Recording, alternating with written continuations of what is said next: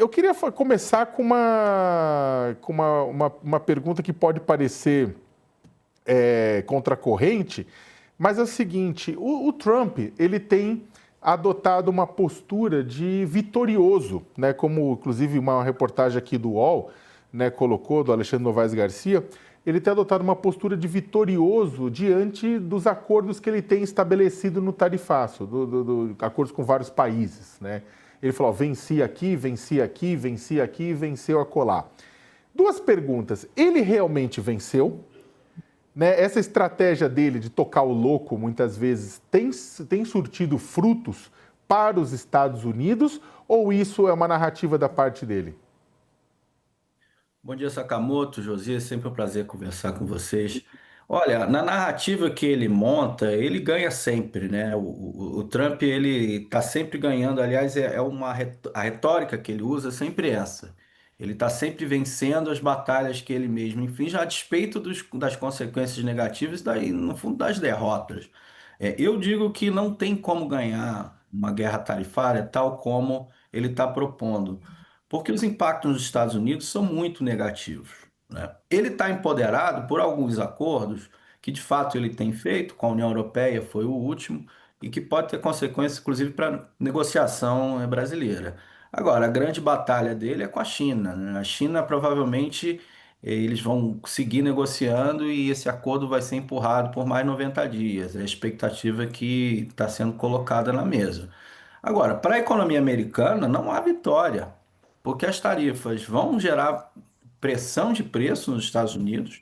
No curto prazo, você não substitui importações da forma como ele acha, não substitui emprego e não há, do ponto de vista estratégico, na minha visão, algo pensado para o desenvolvimento industrial americano. Então não há vitória possível, há uma retórica na qual ele se diz vitorioso, que é muito diferente do que benefícios práticos em termos de vitória para o país ou para os Estados Unidos.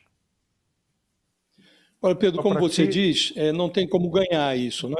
E teve agora, cada acordo que ele faz, ele pousa de vitorioso, porque ele faz uma ameaça com uma tarifa lá em cima e fecha um acordo com metade do que ele ameaçou, e como essa metade fica muito acima da tarifa que vigorava antes, ele aí pousa de vitorioso. Mas como você diz, há efeitos domésticos, né? Efeitos na inflação, efeitos na ilusão de que serão restabelecidas fábricas nos moldes da década de 80, de 90, que já não convêm na prática a um país como os Estados Unidos, né? E está a China ali como pairando como o principal adversário dos Estados Unidos. O que eu queria lhe perguntar está se formando uma sequência de fatos consumados que estão modificando o panorama do comércio mundial. Dá para reverter isto na hipótese de o Trump não conseguir eleger um substituto, que ele não pode mais concorrer à presidência dos Estados Unidos, mas vai tentar eleger alguém. Se ele não elege, se amanhã voltam à Casa Branca os democratas, é possível restabelecer esse sistema ou não, esse fato consumado vai modificar para sempre o panorama do comércio mundial? Josias, essa é uma excelente pergunta, porque, ao meu ver, o que o Trump está fazendo acelera tendências que já estavam em curso. Evidentemente que ele faz um choque de tarifas, então, no fundo, ele está acelerando e está radicalizando, levando ao extremo algumas das tendências que já estavam postas. Mas dificilmente o mundo vai voltar a ser como ele era. Eu acho que o Brasil, por exemplo, vai sair diferente desse episódio, porque no fundo, outro efeito negativo para os Estados Unidos é que os países vão se precaver. Não só os países, os governos, mas as próprias empresas. Elas vão diversificar comércio, elas vão reduzir dependência dos Estados Unidos. E do ponto de vista estratégico, os países vão fazer o mesmo. Então, veja, o comércio internacional ele vai mudar de natureza. A própria China vai readequar a sua estratégia e já vinha, na verdade, reduzindo dependência dos Estados Unidos, diversificando o mercado, fazendo novos parceiros comerciais. Então, eu acho que, de fato, a gente está vivendo um longo período de transição para uma nova ordem internacional que não está posta. as organizações que surgem do pós-guerra, elas estão totalmente decadentes, né, em termos da sua funcionalidade. Então, eu acho que, de fato, o comércio internacional ele vai ser outro depois do Trump, mesmo que o sucessor do Trump seja completamente diferente, tente restabelecer alguns dos parâmetros anteriores. Você acha que um dos objetivos do Trump, pelo menos, segundo analistas ligados ao trumpismo nos Estados Unidos, é de que um dos objetivos do Trump com toda essa maçaroca é desvalorizar o dólar, né? Nesse processo. Mudar a relação dos Estados Unidos, como o José estava colocando, com o restante do mundo, através, inclusive, do tamanho do dólar, do preço do dólar. Você acha que ele vai conseguir fazer isso? Olha, eu acho que é contraditório com o que ele está fazendo. Veja, tem outras formas de desvalorizar o dólar que não fazendo guerras tarifárias. Eu acho que, inclusive, as guerras tarifárias elas podem valorizar o dólar.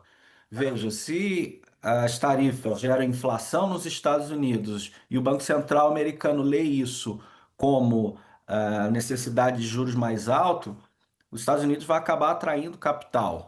E isso vai valorizar o dólar em relação a outras moedas.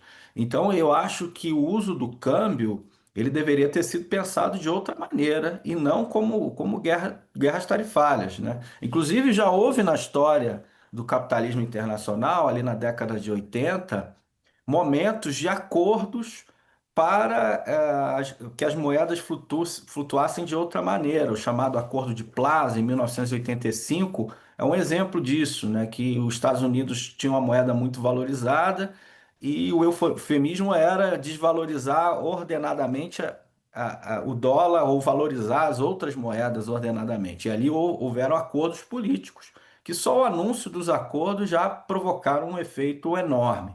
Então, veja, há outros caminhos do uso do câmbio enquanto instrumento. E não é o caminho que o Trump está percorrendo. O caminho da guerra tarifária é um caminho muito diferente e os efeitos são muito diversos. É difícil até prever o impacto disso em juros, câmbio e outras variáveis macro. E de fazer isso. Até, Você pessoal, só mencionou, para Pedro, a finalizar, hipótese José, de que... Por desculpa favor, rapidinho, por só pra favor, finalizar. Sakamoto. É que o pessoal, na verdade, coloca a questão da desvalorização, inclusive para tentar fazer com que os Estados Unidos reduza o déficit comercial que ele tem com relação ao mundo, que é grande. Então, o que você está querendo dizer é que a chance disso acontecer diante de forçar simplesmente cobrança maior de tarifa, redução de déficit comercial é uma coisa que passa longe. Perfeito, é isso exatamente para o leitor entender. De fato, a desvalorização seria um instrumento para recuperar a competitividade das empresas americanas. Mas esse não é o caminho que está no horizonte, porque as tarifas não provocam exatamente isso. Pedro, você mencionou em algum momento da nossa conversa que o acordo do Trump dos Estados Unidos com a União Europeia deve afetar a negociação com o Brasil. Suponho que você esteja se referindo à negociação com o próprio Trump. E também aquele acerto que o Lula estava querendo acelerar para o final do ano, a materialização daquele acordo com a União Europeia e o Mercosul. O que você quis dizer quando declarou que esse acerto Trump-União Europeia afetará o Brasil? Olha, a declaração, na verdade, é uma coisa bem simples. Eu acho que vai ser difícil chegar a um acordo. Eu não tenho informação privilegiada, eu não sei o que vai acontecer. Talvez, de fato, a gente consiga prorrogar ou até mesmo chegar a um acordo. Mas eu acho que não vai chegar a acordo. Por quê? Primeiro, porque o Trump tem agido de forma muito autocrática, definindo as coisas por ele mesmo e não pelas equipes de negociação que estão aí. Segundo, justamente, o acordo com a União Europeia gerou um clima. O Trump, que é isso? Ele está empoderado, se dizendo vitorioso, e agora ele quer que outros países sigam o caminho da União Europeia e cedam muito. E o caso brasileiro tem outros problemas, né? Que as demandas do Trump não são exatamente comerciais, são políticas, são institucionais. Além disso, o que é comercial, o que foi referido, citado recentemente, por exemplo, os minerais críticos, né, terra rara, tudo isso também passa pela questão da soberania nacional. Então, dificilmente há um acordo possível com os Estados Unidos no curto prazo. Então, é nesse sentido que eu acho que o acordo da União Europeia ele coloca um empecilho para o Brasil, porque ou o Brasil faz como a União Europeia, ou pior, na verdade, porque as demandas são muito piores, ou então não tem acordo. Então eu acho que afeta nesse sentido, negativamente as negociações. Então eu acho que as negociações elas dificilmente vão chegar no curto prazo a um resultado positivo. Ô Pedro, o ministro Haddad e membros do governo têm buscado negociação com o governo norte-americano para tentar desencalacrar toda essa situação até o 1º de agosto, quando as tarifas começam a valer.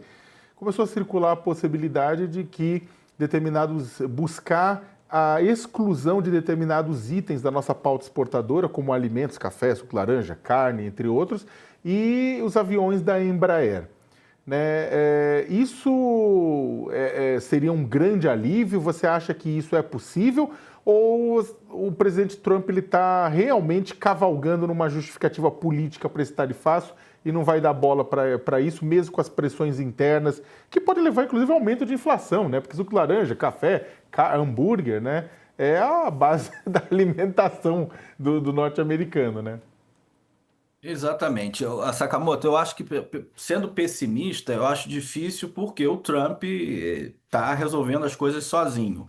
Do lado otimista, eu diria que há uma pressão do próprio setor corporativo norte-americano e talvez uma pressão política de aliados de Trump por conta dos efeitos que essas tarifas vão ter. Então, eu acho possível sim que haja, que eles cedam nessa parte dos alimentos, né? O churrasco americano vai ficar mais caro, o café da manhã americano vai ficar mais caro, é o café, é o suco de laranja, é o ovo. O nosso ovo brasileiro salvou os americanos nesse ano, né? Porque eles tiveram um problema com o ovo e agora a carne está seguindo o mesmo caminho. A carne americana está ficando muito cara. Então, se tiver de fato uma tarifa sobre a carne brasileira, vai ser um problemaço para eles. Então, é possível, se o Trump tiver em sã consciência, que ele de fato tire alguns produtos e prorrogue o prazo de outros, etc. Mas eu acho difícil, né? Ou seja, a incerteza de fato é enorme. E aí eu acho que o Brasil tinha que se preparar para, de fato, um plano de contingenciamento e se preparar para um choque comercial com os Estados Unidos.